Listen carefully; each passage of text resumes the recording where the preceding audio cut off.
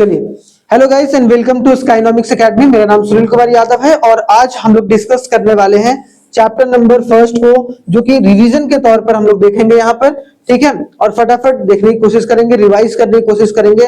दो पार्ट में हम लोग पूरा जो है फर्स्ट चैप्टर कवर करने की कोशिश करेंगे, ताकि जो हमारा कॉन्सेप्ट है वो तो एक बार आपने पढ़ाई होगा स्कूल में या कहीं पर भी, लेकिन एक बार जब ये वीडियो आप देखोगे या ये क्लास जब आप अटेंड करोगे तो आपको लगेगा कि एक रिवीजन के तौर पर चीजें हमें समझ में आई, ठीक है।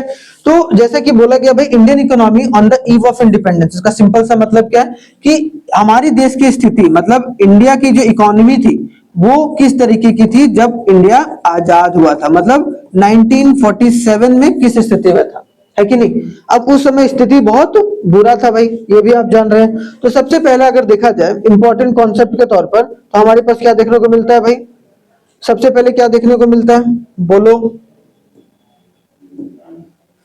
देखो, the structure of India present economy is not just the current making. आज जो हमारे देश की स्थिति है, 2025 में खड़े हैं भाई हम लोग, 2025 में जो स्थिति है, क्या वही स्थिति 1947 में भी थी? नहीं थी। कुछ बहुत सारी अलग तरीके की चीजें थी वहां पर। जो हमारे एग्रीकल्चर सेक्टर अलग तरीके का था, इंडस्ट्री सेक्टर अलग तरीके का था, ठीक है। और मतलब सब खराबी स्थिति में था, फॉरेन सेक्टर गड़बड़ाया हुआ था, ठीक है। और चीजें जो है वो एक तरीके से हमारा डिस्ट्रॉय हो चुका था ब्रिटिश गवर्नमेंट के द्वारा, ठीक है। अब यहां अगर देखा जाए तो lower level of economic development under colonial rule, तो अगर देखा जाए आजादी से पहले कि जब कॉलोनियल रूल 200 साल तक जब रूल किया गया, तो वहां पर इकोनॉमिक जो डेवलपमेंट है हमारे देश का वो बहुत कम देखने को मिला, जिसका सीधा असर जो है हमारे इकोनॉमिक डेवलपमेंट पर आगे भी देखने को मिला है, ठीक है। ऑब्वियसली द कॉलोनियल जो government never made a honest attempt to estimate the India's national per capita income. जो ब्रिटिश था वो कभी भी एक तरीके से हमारे देश की जीडीपी को काउंट सही तरीके से नहीं किया, ठीक है। जैसे कि बोला जाता है भाई, दो इंडिकेटर इकोनॉमिक डेवलपमेंट के लिए, अगर आपके देश में पर कैपिटा इनकम अच्छा है या फिर बोला जाए जो नेशनल इनकम अच्छा है, इसका मतलब आपका देश अच्छे से ग्रो कर रहा है। लेकिन कभी भी उन्होंने मेजरमेंट ही नहीं करा। तो जब अगर डेटा नहीं रहेगा तो एक तरीके से क्या होगा, हमें कैसे पता चलेगा हम कितना डेवलप कर रहे हैं कि नहीं डेवलप कर रहे हैं। जैसे आप एग्जाम दे रहे हो, उसमें ना टीचर मार्क्स ही ना दे, तो आपको कैसे पता चलेगा आपका अच्छा मार्क्स आया कि बुरा मार्क्स आया? सिंपल सी बात, इसलिए आपको पता होना जरूरी है। उसके बाद देखो यहाँ पर, तो कुछ जो नोटेबल जो इंडिविजुअल एस्टिमेटर्स थे, ठीक है, जैसे कि दादा भाई नारोजी, विलियम डिगबे, ठीक है, फिनले साइरस, वी के आर वी राव, ठीक है, एंड आर से देसाई, ठीक है। It was the Rao who estimates during the colonial period where considered very important. तो राव जी कौन, वी राव, उन्होंने पहली बार हमारे देश में जीडीपी को काउंट, मतलब जीडीपी को एस्टिमेट करा भी, हमारे देश की जीडीपी इतनी अप्रॉक्स होगी, या हमारी पर कैपिटा इनकम अप्रॉक्स इतनी होगी, समझ रहे हो। तो एक तरीके से अगर देखा जाए सिंपल कि भाई सबसे पहली बार हमारे देश के लोगों ने ही अटेम्प्ट करने का सोचा और दूसरे लोगों ने नहीं सोचा। तो इसमें एक प्रोमिनेंट नाम याद रखना, कौन सा नाम मैंने बोला, वी राव, जिन्होंने सबसे पहली बार जो है हमारे देश में एक तरीके से कॉलोनियल पीरियड में जो है चीजों को अटेम्प्ट करने की कोशिश करी। दादा भाई नौरोजी ने भी करा था, ठीक है। तो इनका भी नाम याद रखना, दो नाम जो है प्रमुख आपको याद रखना, लेकिन वी जो है कॉलोनियल रूल में करा था। अब देखो, उस वक्त state of Indian economy on the eve of independence, जब हमारा देश आजाद हुआ 1947 में, ब्रिटिश से छुटकारा मिला हमें, तो हमारे देश की स्थिति कैसी थी भाई? हमारे देश की स्थिति, हमारा कॉलोनियल इकोनॉमी था, मतलब क्या British colony policy have a deep impact on India, मतलब इंडिया की इकोनॉमी के ऊपर जो कॉलोनियल रूल का जो इंपैक्ट है वो साफ सुथरे मतलब आंखों से देखा जा सकता था कि कितनी बुरी स्थिति थी, पहली बात। तो हमें पॉइंट याद रखना है, ठीक है। तो ये रेड वाला वो। दूसरा क्या था, सेमी फ्यूडल इकोनॉमी था, मतलब सेमी फ्यूडल मतलब क्या कि एक तरीके से लैंडलॉर्ड, जो बड़े बड़े जमींदार थे, ब्रिटिश तो चले गए थे, लेकिन अभी भी पूरी एक तरीके से अर्थव्यवस्था, खास कर एग्रीकल्चर का, वो एक तरीके से लैंडलॉर्ड के पास था, ठीक है। मतलब the landlord were cruel to the cultivator and used charge the high lagaan rate to them, समझ रहे हो। एक तरीके से वो लोग टैक्स वसूलता था। स्टैग्नेंट था, हमारा इकोनॉमी रुका हुआ था, बिल्कुल भी हमारी इकोनॉमी नहीं बढ़ रही थी। देखो जैसे कि आपको देखने को मिल रहा है, रियल आउटपुट जो हमारे देश में प्रोडक्शन हो रहा था वो कितना, लेस देन 2%। देख रहे हो, ग्रोथ मतलब हर साल जो ग्रो कर रहे थे हम लोग 2% के आसपास ग्रो कर रहे थे, क्या होता है, कुछ नहीं होता है। और अगर देखा जाए पर कैपिटा इनकम का ग्रोथ जो है वो 0.5%। ठीक है, उसके बाद देखा जाए depleted the economy and depreciated economy, मतलब क्या, हमारी इकोनॉमी पूरा डेप्रिसिएट कर रही थी, मतलब नीचे की ओर जा रही थी। ऊपर उठाने के बारे में या ऊपर बढ़ाने या आगे बढ़ाने के बारे में ब्रिटिश के द्वारा कभी भी सोचा नहीं गया।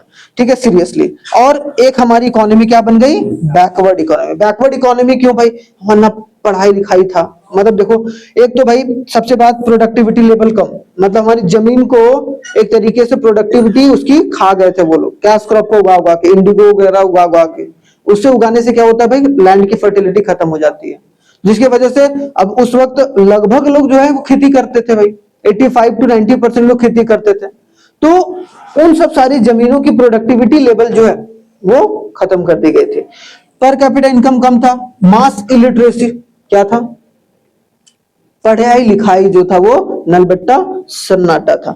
उसके बाद देखने मिला traditional method of agriculture, high birth rate, मतलब बर्थ रेट बहुत ज्यादा, और डेथ रेट मतलब हाई, सॉरी ये भी दोनों हाई, ये कम नहीं होगा, ये हाई था, मतलब जन्म भी ले रहे थे लोग लेकिन उससे ज्यादा लोग मर भी रहे थे, जिसके वजह से लाइफ एक्सपेक्टेंसी रेशियो, एक प्रॉपर जीवन जीने का जो उम्र था वो भी एक तरीके से क्या हो रहा था, कम हो रहा था। ठीक है, आगे अगर देखा जाए एग्रीकल्चर सेक्टर का क्या हालत, एक एक करके देखेंगे। सबसे पहले एग्रीकल्चर, अभी हमने देखा पूरा कि उस वक्त की स्थिति क्या थी, अब देखेंगे एग्रीकल्चर, फिर देखेंगे इंडस्ट्री, फिर उसके बाद आगे फॉरेन सेक्टर, समझ रहे हो। तो एग्रीकल्चर का क्या हालत था भाई, तो बिफोर ब्रिटिश रूल अगर देखा जाए, India is independent economy. British आने से पहले 1700 के आसपास ब्रिटिश आया था भाई, उसके पहले हमारी इकोनॉमी बहुत शानदार तरीके से इंडिपेंडेंटली चल रही थी सिविलाइजेशन के थ्रू। लेकिन उसके आने के बाद जो है वो चीजें पूरी बदल गई और सारा India was globally known for handicraft industry, cotton, silk, textile and their phenomenal work with the metals and precious stone work. इसके लिए हम लोग जाने जाते थे ब्रिटिश आने से पहले। लेकिन जब ब्रिटिश आया, Indian economy is an agricultural based, उस समय एग्रीकल्चर बेस्ड था भाई। And this is clear from the fact that national income of India comprises 70% of the income generated from agriculture. अगर हमारे देश में अगर टोटल इनकम आता है उसका 70% इनकम कहां से आता था, एग्रीकल्चर से। और before independence 95% of economy based on agriculture, और जो इनकम जनरेट होता था वो भी 95% के आसपास वहां देखने को मिलता था। देख रहे हो कितनी एक स्थिति जो थी वो एग्रीकल्चर को लेकर, कितना जो लोगों ने पकड़ा हुआ था, और लोग खेती बाड़ी आता था, उसके अलावा कुछ आता तो था नहीं। Beside around 85% of population was living in a small town और a village and only a means of subsistence, मतलब जैसे तैसे अपनी जीविका को चलाने के लिए वो लोग खेती बाड़ी किया करते थे। किस वक्त की स्थिति है, जब हमारे देश जो है वो आजाद हुआ, उस वक्त की स्थिति के बारे में बात किया जा रहा है। तो क्या क्या एक तरीके से कॉजेस ऑफ स्टैग्नेशन, एग्रीकल्चर जो है खेती बाड़ी क्यों रुक गई, जब इतना इनकम जनरेट हो रहा था। ठीक है, 70%, 90%, 70% तो आजादी के बाद हुआ, 95% लोग खेती बाड़ी करते थे, 70% इनकम जनरेट करते थे। इसका मतलब क्या है कि one of the major reason behind the cause of stagnation जो हमारी इंडियन एग्रीकल्चर सेक्टर का, वो क्या था, जमींदारी सिस्टम। ये नाम याद रखना है। जहां पर क्या करते थे भाई, ऊपर कौन रहता था, ब्रिटिशर्स रहता था, नीचे जमींदार, और नीचे रहते थे छोटे छोटे पीजेंट्स। पीजेंट्स का मतलब जो उनके खेतों में काम करते थे, फार्मर। तो ये इनको अनाज देते थे। मान लो कि ये 50 किलो अनाज मांगा है एक किसान से, ठीक है, तो ये इन लोगों से 70 किलो लेते थे, 20 किलो ये अपने पास रखते थे और 50 किलो ये ब्रिटिश के पास। मतलब इनके पास खाने के अलावा थोड़ा बहुत जैसे तैसे जीवन को चलाते थे, उसके अलावा चीजें जो है नहीं हो पाती थी उनके पास। तो इनसफिशिएंट फूड रहता था हमेशा। मतलब the zamindar used to exploit the cultivators by charging the high revenue from the agriculturalist and which left the cultivator with a insufficient food, जिसके वजह से जो कल्टीवेटर थे, जो फार्मर थे, उनके पास बहुत कम अनाज बच जाता था अपनी जीविका को चलाने के लिए। अब दूसरा क्या कारण था स्टैग्नेशन का भाई, एग्रीकल्चर का कम होना। Forced commercialization, despite the fact there is a shortage of resources, the British rule demanded a broader commercialization to get more profit. कि मतलब ऐसे ऐसे खेतों का मतलब ऐसे ऐसे अनाजों का आप उसमें प्रोडक्शन करो जिससे हमें फायदा हो, आप खाओ या ना खाओ उससे कोई फर्क नहीं पड़ता है। तो कमर्शियलाइजेशन ऑफ क्रॉप किया गया। ठीक है, तो कमर्शियलाइजेशन ऑफ एग्रीकल्चर मतलब क्या होता है, producing agriculture crops with aim to selling them instead of self consumption. Commercialization of agriculture मतलब एग्रीकल्चर को अपने बिजनेस के जैसा ट्रीट करना है। सिंपल सी बात है, कॉमर्स का मतलब बिजनेस, तो एक तरीके से कॉमर्शियल एक्टिविटी अब होगी भाई, मतलब जो भी आप अनाज उगाओ वो बेचने के पर्पज से उगाओ, ना कि तुम खाने के। दैट इज कॉल्ड द, इसके वजह से हमारी एग्रीकल्चर क्या थी, डाउन हो गई थी भाई उस वक्त इंडिपेंडेंस के समय। कौन, तो हम तो बेच रहे थे, तो ब्रिटिश अपने अपने मुनाफा के लिए बेच रहा था ना, हमसे तो उपजा रहा था, मतलब हमसे वो काम ले रहा था, और काम लेके वो सब सारा अनाज खुद अपने कंट्री ले जाता था, अदर जगह एक्सपोर्ट कर देता था, और पैसा खुद रखता था अपने पास। ये दिक्कत है ना। पार्टीशन बहुत बड़ा रीजन है कि पार्टीशन, जब इंडिया और जो पाकिस्तान अलग हुआ तो बहुत एक इंपॉर्टेंट जो पार्ट है, मतलब जब इंडिया पाकिस्तान 1947 में अलग हुआ, 1949 में कौन अलग हुआ, चाइना। लेकिन इंडिया और पाकिस्तान जब अलग हुआ तो मेजर पार्ट जो पंजाब का था, जहां एग्रीकल्चर खेती बाड़ी बहुत शानदार तरीके से होती थी, उसका बहुत मेजर पोर्शन कहां चला गया, पाकिस्तान में, जिसके वजह से हमारी प्रोडक्शन जो कम हो गई। हाँ, आधा से ज्यादा रीजन आपको वहीं देखने को मिलेगा। इसका मतलब क्या है, सिंपल सी बात है कि उसके वजह से हमारे देश में रॉ मटेरियल की दिक्कत होने लगी। The partition also create a huge shortage of problem of raw material for the textile mills of Ahmedabad, Bombay and the jute mill of Calcutta. देख रहे हो, तो ये सब सारी जगह पर एक तरीके से रॉ मटेरियल की दिक्कत परेशानी होनी शुरू हो गई। Beside the area of West Punjab, Sindh are the rich in the food production went to Pakistan, resulting जिसके वजह से फूड क्राइसिस भी देखने को मिलता है। बहुत इंपॉर्टेंट है, ये समझ के चलना। चौथा क्या था भाई, चौथा क्या था, lack of irrigation and technology. अब भाई सारी टेक्नोलॉजी थी उस वक्त, ब्रिटिश के पास, चाहता तो वो टेक्नोलॉजिकल डेवलपमेंट एग्रीकल्चर में कर सकता था, लेकिन वो नहीं किया। सिर्फ लोगों को लेबर का इस्तेमाल करके वो अपनी प्रोडक्शन करता था, और वहां से अनाज वगैरह लेकर अपनी इंडस्ट्री में एज ए रॉ मटेरियल वो इस्तेमाल करता था। कौन, ब्रिटिश। और अपने ब्रिटेन में जाकर वो इंडस्ट्री को बढ़ाता था। ठीक है, ब्रिटेन के इंडस्ट्री को रॉ मटेरियल प्रोवाइड करता था। तो वही बोला गया, the lack of proper irrigation facility and technological upgrade reduces the productivity and production of the crops in India, जिसकी वजह से प्रोडक्शन की कमी आई, और यहाँ पर जो चीजें हैं वो धीरे धीरे शॉर्टेज होना शुरू हुआ, खास करके एग्रीकल्चर को लेकर। समझ में आया, यहाँ तक कोई दिक्कत नहीं। तो हमें क्या समझ में आया भाई, एग्रीकल्चर सेक्टर क्यों स्टैग्नेंट था। अब है हम लोग इंडस्ट्री सेक्टर की तरफ बढ़ते हैं। इंडस्ट्री सेक्टर का क्या हालत है आप समझते हैं। सिंपल सी बात समझो कि अगर कोई भी देश में अगर एग्रीकल्चर सेक्टर का हालत खराब है, ठीक है, या फिर एग्रीकल्चर जो है वो सारे प्रोडक्ट वो एक्सपोर्ट कर दिया जा रहा है, अपने देश में कुछ रखा ही नहीं जा रहा है, तो फिर रॉ मटेरियल इंडस्ट्री के पास कैसे आएगा। तो फिर या तो आप इंपोर्ट करो, ठीक है, और इंपोर्ट करने के लिए उतना ज्यादा पैसा होता नहीं था भाई हम लोगों के पास। तो एक तरीके से इंडस्ट्री सेक्टर को बर्बाद किया गया, किसके थ्रू, ब्रिटिशर्स के थ्रू। जो ब्रिटिशर्स ने किया, as in the case of agriculture in manufacturing also India was unable to develop a preferable industrial base ही नहीं बना। अब जब आप बेस ही नहीं बनाओगे, जैसे पढ़ाई कर रहे हो, पढ़ाई करने में आप बेस ही नहीं बना रहे हो, अब डायरेक्टली आप 5वें चैप्टर शुरू कर रहे हो, रिवीजन तो कहां से होगा। पहले चैप्टर से रिवाइज करो तो आपको कनेक्टिंग सारे चैप्टर्स, अभी वो गवर्नमेंट बजट कनेक्टेड है पीछे से, जो अगर आप देखो तो theory of income and employment related है, आगे अभी फॉरेन एक्सचेंज और बैलेंस ऑफ पेमेंट पढ़ाऊंगा तब, तो सारी चीजें आपस में रिलेटेड है। तो चीजें हमें उस तरीके से, तो बेस ही तैयार नहीं हुआ था हमारा एग्रीकल्चर का, तो इंडस्ट्री सेक्टर कैसे पनप पाता। बिना एग्रीकल्चर के, बिना प्राइमरी सेक्टर के बढ़ाए आप इंडस्ट्री सेक्टर कैसे सेटअप कर सकते हो। तो ये दिक्कत थी। तो यहाँ बोला गया द डिक्लाइन ऑफ हैंडीक्राफ्ट, बहुत ज्यादा हमने बताया ना कि हमारे जो कपड़े हाथों से बनाए जाते थे ना हमारे देश के जो वर्कर्स के थ्रू या वीवर्स के थ्रू, वो बहुत प्रचलित था या फिर बहुत फेमस था अदर नेशन में, जो कि एक तरीके से ब्रिटिशर्स ने बर्बाद कर दिया।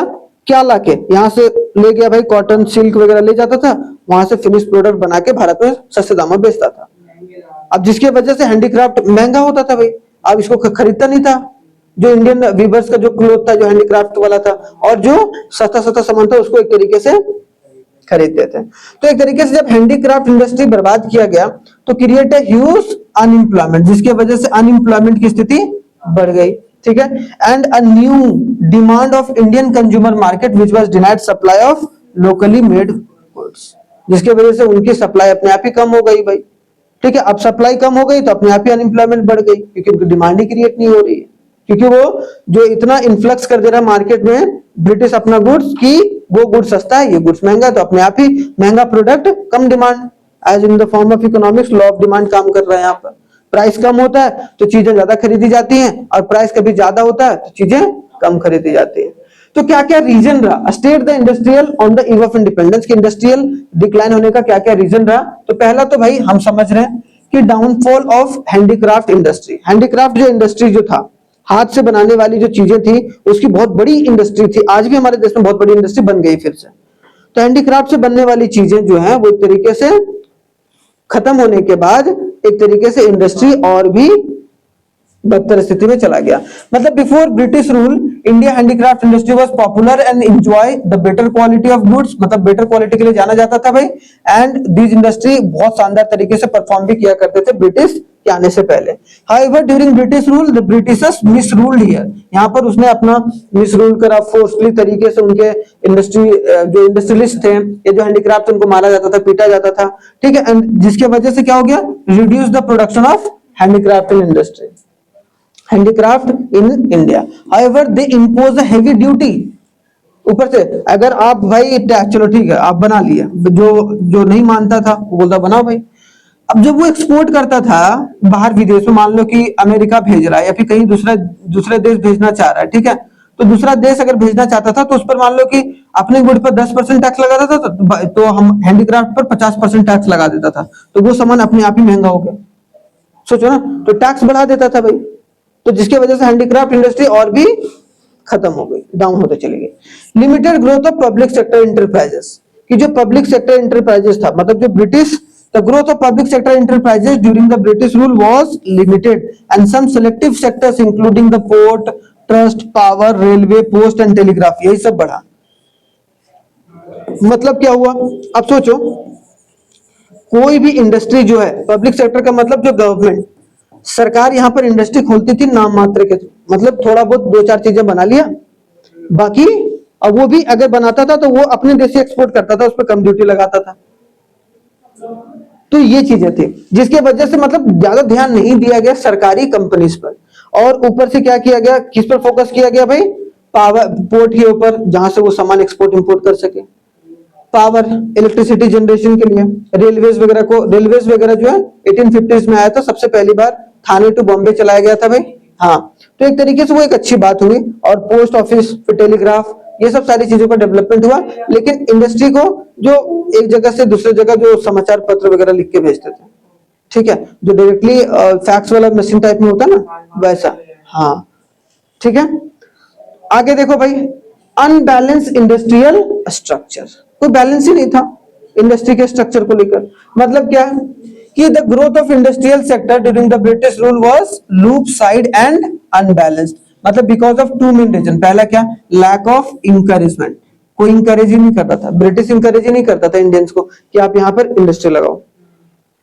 जब जिसके पास पैसा होगा, मान लो आज सरकार बोल दे कि इंडस्ट्री मत लगाओ, तो कैसे लगा लोगे तुम? उस वक्त रूल किसका था, ब्रिटिश का, तो ब्रिटिश कभी इंकरेज करती ही नहीं थी, पैसा देती ही नहीं थी कि इंडस्ट्री लगाओ, ये करो वो करो, जिसकी वजह से इंडस्ट्री और खोखली होती चली गई। ठीक है, और दूसरा था lack of permission of industry modernization to the Indian industrialist. मतलब अगर ना कोई टेक्नोलॉजी भी बाहर से खरीदना चाहता था ना, तो खरीदने नहीं देता था ये ब्रिटिश, या तो उतना दाम बढ़ा दे, या टैरिफ लगा दे, या कुछ मतलब तिगड़मबाजी लगा दे, जिसकी वजह से वो हमारे इंडस्ट्रियलिस्ट ले ही ना पाए मशीन को। तो मॉडर्नाइजेशन भी करने से रोका जाता था हमारे इंडस्ट्रियलिस्ट को। तो यहाँ पर कुछ कुछ इंडस्ट्री खोले गए थे भाई, अगर देखा जाए आजादी से पहले कौन कौन थे भाई। एक दो फर्स्ट था iron and steel industry of India, जिसका नाम क्या था, टिस्को। टिस्को कौन था, टिस्को क्या, आयरन टाटा, बता भाई, Tata iron and steel company TISCO, जो कि कब खुला था, 1907 में। किसके द्वारा, जमशेदजी टाटा, रतन टाटा के पिताजी, समझ रहे हो। इन अगस्त 1907 इन जमशेदपुर, जमशेदपुर जो कि झारखंड में है, जो स्टील सिटी के नाम से भी जाना जाता है। ठीक है, आगे देखा जाए, जो बिहार भी इसलिए भी लिखा हुआ यहाँ पर क्योंकि उस वक्त बिहार में था, अभी वो झारखंड में चला गया। ठीक है, 2000 में झारखंड और बिहार और उत्तराखंड और यूपी अलग हुआ था ना, यूपी से अलग हुआ उत्तराखंड, ठीक है, और बिहार से अलग हुआ झारखंड, 2000 में हुआ। The production of steel in a TISCO begins in 1912। सोचो 1907 में उन्होंने स्टील इंडस्ट्री लगाई, लेकिन उसको चालू होते होते होते जैसे तैसे करके 5 साल के बाद चालू हुआ। तो तब भी उन्होंने बहुत मजबूती से वो किया, तब जाके वो थोड़ा बहुत पनपा। तो एक दो ही इंडस्ट्री थे जिन्होंने एक तरीके से वहां पर शुरुआत करा था। तो चीजें जो थी वो एक तरीके से उतनी आसान नहीं थी, खास करके इंडस्ट्री को लेकर। चौथा तो लैक ऑफ कैपिटल गुड्स। हमने क्या बताया, कैपिटल गुड्स क्या होता है, वैसा गुड जिससे हम और भी ज्यादा प्रोडक्शन कर सकते हैं। जैसे वॉशिंग मशीन, वॉशिंग मशीन, या फिर मान लो छोड़ो वॉशिंग मशीन को छोड़ दो, मान लेते हैं कि कोई मशीन है, अब मशीन के थ्रू हम फोन बना रहे हैं, या फिर मशीन के थ्रू हम कपड़ा बना रहे हैं, तो वो सब कैपिटल गुड्स। वैसा गुड जिससे आप और भी ज्यादा प्रोडक्शन कर सकते हो, that is called the capital goods, जिससे आप पैसा कमा सकते हो। तो during British rule the Britishers always wanted to implement those policies which can develop those Indian industry that would never give the competition to the British industry। मतलब वैसे industry को वो बढ़ावा देते थे जो उसके साथ कंपटीशन में होगा ही नहीं। जो पहले ही मान लो कपड़ा का वो पहले मैन्युफैक्चरिंग कर रहा है, तो कपड़े का कोई अगर खोल दे तो उसको बढ़ने ना दे, ठीक है, रोक दे, अलग अलग टैक्स लगा दे, कुछ दंगा करवा दे, ये करा दे, वो करा दे, सील करा दे, ठीक है, बहुत सारी चीजें थी, जिसके वजह से लैक ऑफ कैपिटल इंडस्ट्री जो था वो हमारे देश में देखने को मिलता है। तो reason behind the decline of handicraft क्या था, एक इसमें बहुत महत्वपूर्ण इंपॉर्टेंट है। अगर इंडस्ट्री में देखा जाए तो हमारे इंडस्ट्री के लेवल में अगर देखा जाए, हैंडीक्राफ्ट इंडस्ट्री हमारे देश का बहुत बड़ी इंडस्ट्री थी भाई। उसका रीजन क्या था, रीजन बिहाइंड द डिक्लाइन, पहला तो डिस्क्रिमिनेटरी टैरिफ पॉलिसी, ब्रिटिश अपने गुड पर कम टैरिफ और हमारे हैंडीक्राफ्ट पर ज्यादा टैरिफ, पहला कारण। दूसरा कारण competition from the machine made. अब हमारा जो कपड़ा था भाई वो हैंडमेड था, तो हैंडमेड जो कपड़ा रहेगा वो कॉस्टलियर रहेगा भाई, सिंपल सी बात है। और जो मशीन वाला बनाया रहेगा वो क्या रहेगा, कॉस्टलियर रहेगा, वो क्या रहेगा, सस्ता। को अंग्रेजी में क्या बोलते हैं, ओह चीप, वो चीप नहीं, समझ रहे हो, चीप, सस्ता। न्यू पैटर्न ऑफ डिमांड, और new pattern of demand create किया गया उनके थ्रू कि भाई अब कपड़े वाला जो है वो ना पहन के आप मशीन वाला पहनो, अलग तरीके के लोगों के मन में वो बात गड़ी गई। इंट्रोडक्शन ऑफ रेलवे, और रेलवे आने के बाद क्या हुआ, ट्रांसपोर्टेशन और तेजी से बढ़ गया, जिसके वजह से कहीं कोने कोने में भी थोड़ा बहुत अगर कोई हैंडीक्राफ्ट कर रहा था वो भी खत्म हो गया, ठीक है। जो रेलवे कब इंट्रोड्यूस किया गया, 1850 में बॉम्बे टू थाने, सबसे पहला बॉम्बे टू थाने, ठीक है, बॉम्बे ये मुंबई में एक जगह है, ठीक है, थाने। डिसअपियरेंस ऑफ प्रिंसली कोर्ट, और प्रिंसली कोर्ट का डिसअपियरेंस होना। प्रिंसली कोर्ट मतलब वैसे कोर्ट जो महाराजा राजा थे जो सपोर्ट करते थे, और वो ज्यादा पहनते थे, इन सब सारे जो मुकुट पहनते थे उनका अलग ही हाव भाव रहता था, कोट रहता था, सब जो था वो इंडियन वर्कर से बना हुआ पहनते थे, और एक से एक। अब जब ब्रिटिश धीरे धीरे उन लोगों को लड़ा के उन लोगों की टेरिटरी छीनने लगा, तो ब्रिटिशर्स मतलब जो राजा महाराजा थे वो भी धीरे धीरे खत्म होते चले गए, तो वो भी एक बहुत बड़ा कारण था।